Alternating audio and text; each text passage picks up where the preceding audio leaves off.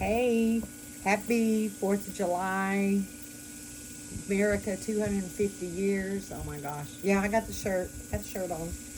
Uh, just like probably every other old person around that's got a shirt that says 250 years.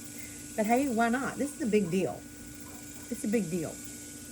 And I'm just so thankful to live in this country and to be able to be in a country that invented things like the internet, invented things like iPhones and iPads and video and all those things, electricity. I mean, we invented everything that matters. It's amazing. It's amazing.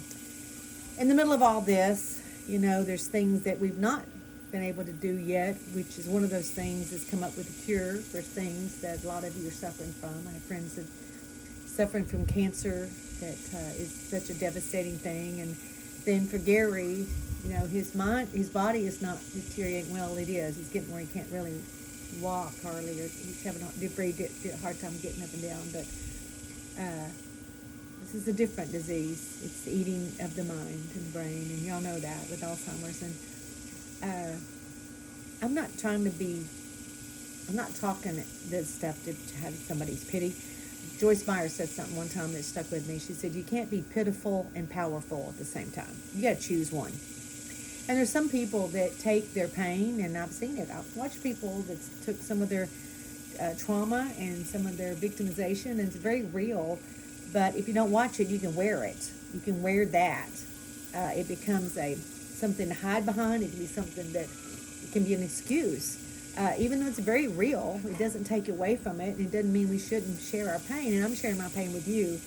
But I'm sharing it because I'm not because I want your pity, but I need your prayers.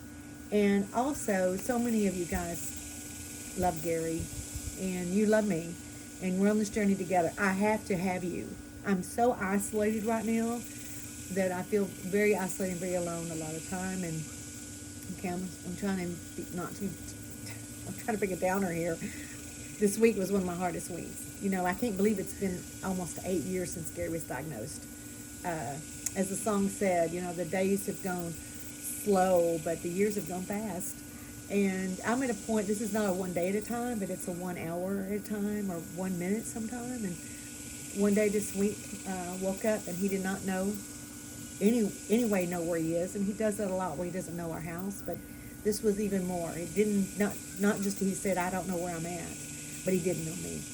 And he didn't know why I was in the bed with him. And he, I tried to comfort him and was like, I want my wife. Freaked me out. I want my wife. I love him. I want my sweetheart. That's what he said. And he hadn't called me that in a long time. And he said, I want my kids. I want my wife and I want my kids. And I couldn't do anything to persuade him. He could not get it that who I was. He did not recognize me. He did not recognize the house. And then it just went from bad to worse. And then he was so upset because he said, I think my wife must be dead. Because she would be here, but my wife must be dead. And I'm looking at him. Can you imagine that? So I had to just turn my back and cry for a while. And then he said, is that bad? He knew I was crying. He knew who I was, but he knew I was crying. He goes, is that bad? And I said, what? He goes, to want your wife and your kids. I said, no, that's not bad. That's a good thing. That's because you're a good man. So I just had to go along with it and say, well, we'll go downstairs and find your wife. And, tried to do that, but it took hours. It went from bad to worse. He just got angry, so angry, because I wouldn't get Pam on the phone. But I was able to call Eve, which is a wonderful gift that God has given us. A lady that's helping me care with him, and hopefully she's going to be able to do more. And but I'm going to tell you this good part. Even though we had a really bad week and that day, but before the day was over, he snapped out of it, and all of a sudden I had my husband back. And I come in the room, and he said, there's my beautiful wife. And then he said, I love you.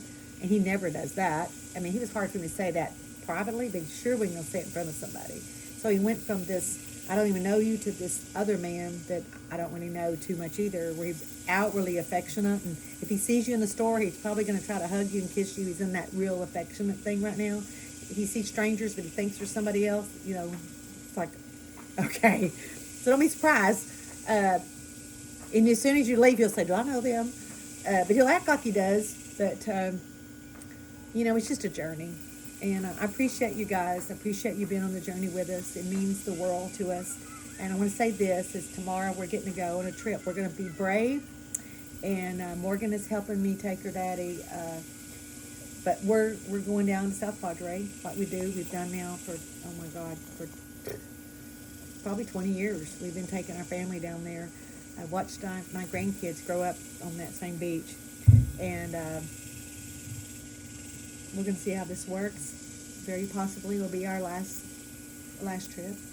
But I believe God's going to provide and help us. Y'all pray for us. But we need this. We need this with our kids and our grandkids. And I think they're all going to get to be there. That means, and Mama's getting to go too. And then next year we got Eve going with us. So that'll be usually 17. That'll be 18 of us.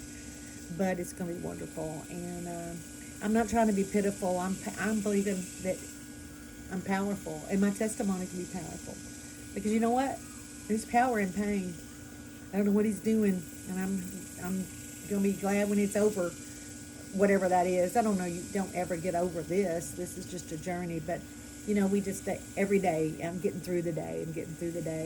And I believe that God has got something great. And the fireworks are going off. So God bless you guys. And just remember us in your prayer. And check on Gary when you can. It makes a difference. Just a phone call, whatever. Stopping by, taking him somewhere, driving him around. He don't care. But he does need you. And I need you. I'm not ashamed to say that. I need you. God bless you.